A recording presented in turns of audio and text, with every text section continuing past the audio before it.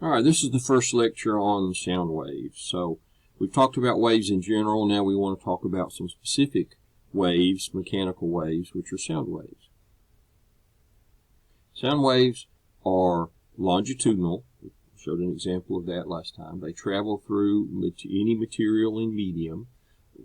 So what you're hearing now is traveling through the air. Loudness is determined by amplitude, pitch, frequency, and the wave speed's a function of the medium. What we sort of think of as sound waves are the ones that we can actually hear, and our ears are amazingly efficient. We can hear from down to 20 hertz up to 20,000 hertz. But there are ones we can't hear, they're infrasonic, and then ones that are too low to hear and too high for our ears to perceive, and those are ultrasonic waves, like ultrasounds.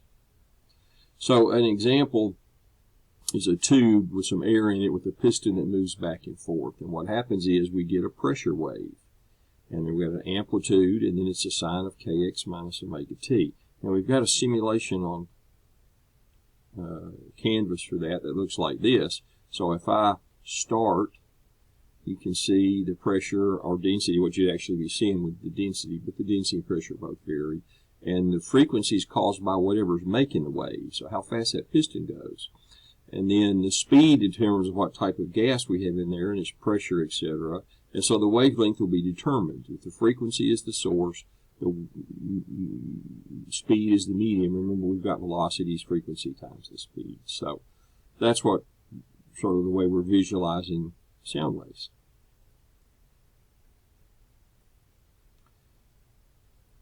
Okay.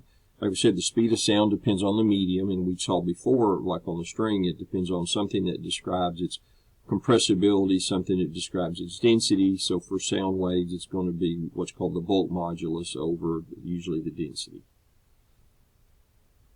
Yeah, there's the formula for sound waves. Now, the density of air varies, and so it can change quite a lot. Here would be like a steel rod or a railroad tie. And it depends on the Young's modulus and the density. But sound waves, since the atmosphere, the air varies its density and pressures, etc., as a function of temperature, then a formula we'll use, it's been just a set of basically a data fit. Somebody measured it and then fit a line to it, to the velocity squared. You can use this to calculate as a function of temperature. So the velocity changes pretty radically as a function of temperature. So that, I think there's a homework problem that will use that, 331 times, and then you have to have your temperature in Celsius. So here's some gases, and the gases typical are going to give us a reference temperature. For example, air 343 at 20 degrees, which is warm, and room temperature in 0 degrees is 331. So changes quite a bit according to that formula that we've got, and we'll have to use that in certain problems. Liquids, notice the liquids tend to be faster than the air because it is inversely proportional to density, and then solids are much larger. And if you're watching the old cowboy movies, you've kind of seen that, right? They're going to rob the train, and so they're, want to know when the train's coming, so they get in and listen to the rail because the sound is much faster in steel and iron than it is in air, so the sound will get there first, so they know when the train's coming much sooner that way. Sound is a wave, so it transfers energy.